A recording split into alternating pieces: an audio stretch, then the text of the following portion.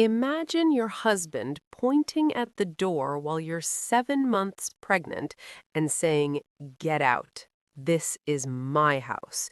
You don't belong here anymore." Now imagine his face when the police arrive with your property deed and explain that he's the one who's trespassing. I'm Natalie Hayes, 34 years old.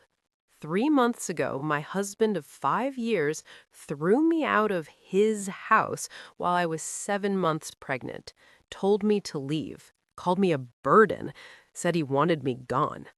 What he didn't know, what he'd somehow forgotten in 5 years of marriage, was that I'd bought that house 2 years before we met. My name on the deed, my down payment, my mortgage, my house. He'd lived there rent-free for 5 years, thinking it was his, making decisions about his property, telling me to leave my house. The look on his face when I called the police and had him removed for illegal eviction, worth every tear I'd cried. But that's just where the story starts, because what happened next, when he realized what he'd done, when his family learned the truth, when the divorce lawyer explained just how badly he'd screwed himself, that's when the real consequences began. This is the story of how my husband's ignorance destroyed him in 72 hours. Before I tell you what the judge said when she saw the property deed, before you hear what his mother said when she realized her son had been living in my house, smash like now. Subscribe for property ownership justice. Comment your city. This is about to be satisfying. 8 years ago, I was 26, working as a pharmaceutical sales rep, making $72,000 a year. I'd saved aggressively since college, living with roommates, driving a used car, putting 40% of my income into savings. By 26, I had $60,000 saved, down payment money. I bought a house, 3-bedroom in Phoenix, $260,000, put $60,000 down, 23% down payment. Mortgage in my name only, Natalie Chen. That house was mine, my achievement, my investment, my future. 2 years later, I met David Hayes at a friend's wedding. He was 29, worked in IT, making $58,000. Nice guy, funny. We clicked. We dated for a year. He was living in an apartment with 2 roommates, paying $800 a month. After a year, his lease ended. He said, "Want to move in together?"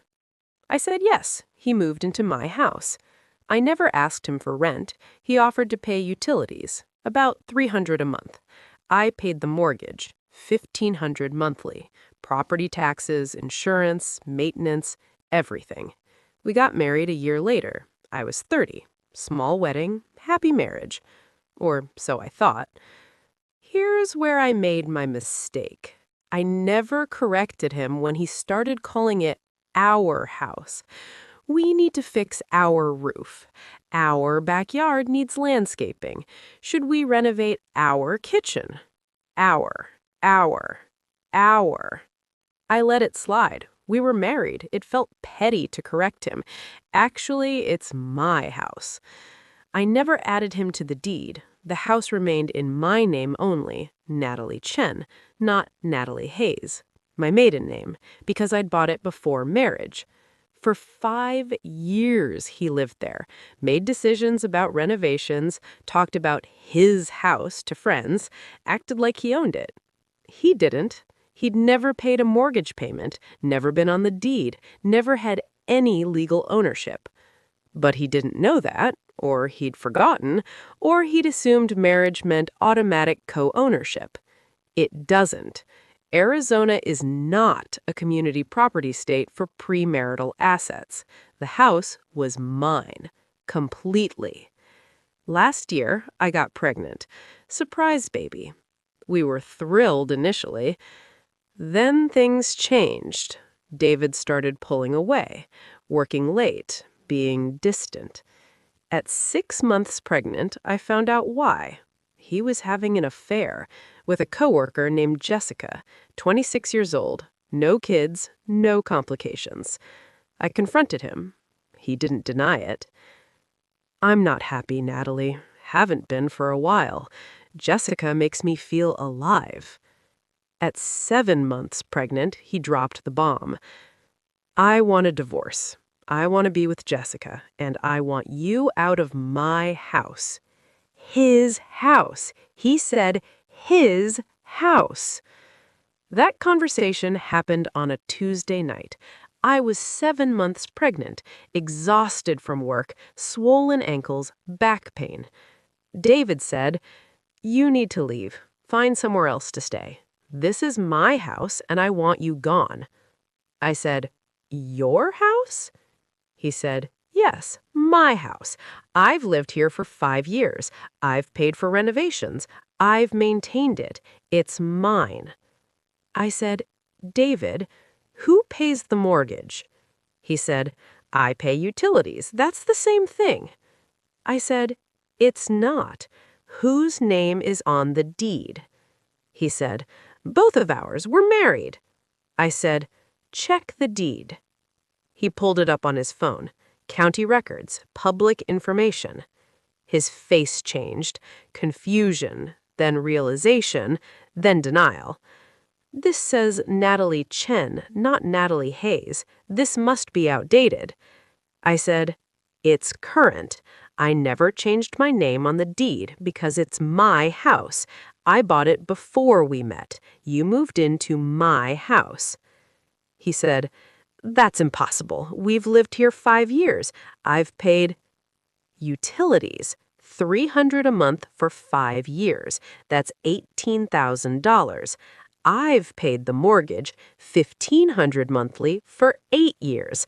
That's $144,000, plus $60,000 down payment. I've paid $204,000 for this house. You've paid $18,000 in utilities." He went quiet. I said, "You don't own this house. You never did." He said, "We're married. That makes it community property." I said, "Arizona law says premarital assets remain separate property unless explicitly changed. I bought this house before we married. Never added you to the deed. It's mine." He said, "I don't care. I want you out. Leave or I'll make you leave." I said, "You can't kick me out of my own house." He said, "Watch me." He started grabbing my things, throwing them toward the door, clothes, toiletries, pregnancy books. 7 months pregnant, watching my husband throw my belongings out of my house. I said, "Stop. This is illegal." He said, "Get out now." I left, not because I had to, but because I was scared. He was aggressive, angry, unpredictable. I drove to my best friend Monica's house, told her everything, showed her the deed on my phone, my name only. She said, "Call the police. He just illegally evicted you from your own property." I said, "Will they care?" She said, "You're 7 months pregnant. You own the house. He has no legal right to remove you. Call them." I called, explained the situation. Officer said, "We'll meet you at the property." 45 minutes later, I returned to my house with 2 police officers. David answered the door, saw the police. His face went white. Officer Martinez said, "Sir, we're here about a dispute. Are you David Hayes?" David said, "Yes, what's this about?" Officer Martinez said, "Your wife called, says you removed her from the property. Is that correct?"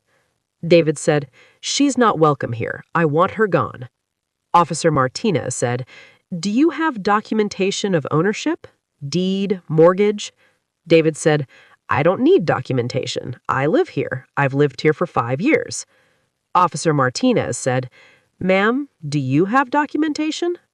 I pulled out my phone, showed him the county records, property deed, Natalie Chen, purchased 8 years ago, mortgage statements in my name. Officer Martinez said, Mr. Hayes, according to these records, your wife owns this property. Her name is on the deed. Is your name on the deed? David said, No, but we're married. Officer Martinez said, Doesn't matter. Premarital assets remain separate property unless explicitly transferred. This house belongs to your wife. You just committed illegal eviction. Illegal eviction? I'm her husband. Officer Martinez said, You're also not the property owner. In Arizona, you can't forcibly remove someone from their own property. You have two options. Let her back in, or you leave. David said, I'm not leaving. I said, Then I'm coming back in and you're leaving. Officer Martinez said, Mr. Hayes, I suggest you pack a bag. If you refuse to leave voluntarily, we can arrest you for trespassing and illegal eviction. David looked at me, at the officers, at the deed on my phone screen. He said, This is insane. Officer Martinez said, This is the law. You have 30 minutes to pack or we arrest you. David packed, grabbed clothes, toiletries, his laptop, all while glaring at me. He said, I'm calling my lawyer. You can't do this. I said, I already did, and my lawyer says you're lucky I'm not pressing charges for assault. He said, Assault? I didn't touch you. I said, You threw my belongings, threatened me, forced me to leave my own property while 7 months